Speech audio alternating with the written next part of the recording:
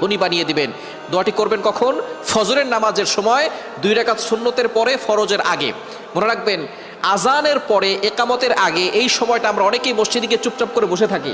আপনি এই সময় আল্লাহর কাছে দোয়া করবেন। এই সময় দোয়া করলে আল্লাহ তাআলা সেই দোয়াটা কবুল করে নেন।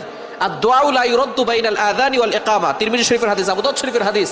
আজান ও ইকামতের মাঝখানে দোয়া করলে সেই দোয়াটা কবুল ফিরিয়ে দেওয়া হয় না, সেই দোয়া কবুল করা হয়।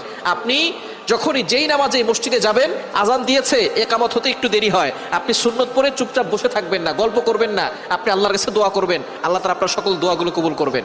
ফজরের সুন্নতের পরে আপনি ফরজের আগে মধ্যবর্তী সময় আপনি সুন্নত ঘরেও পড়তে পারেন। আজান দিয়েছে, আপনি একটু আগে উঠবেন, তাহাজ্জুদ নামাজ পড়বেন, অথবা আপনি তাহাজ্জুদ নামাজ পড়ে সুন্নত আজান দেওয়ার সাথে সাথে সুন্নতটা ঘরে পড়বেন। ঘরে পড়ে মসজিদ যদি কাছে হয় তাহলে ঘরে বসে আমল করতে পারবেন, অথবা আপনি চলতে ফিরতে আপনি আমলটা করতে পারবেন।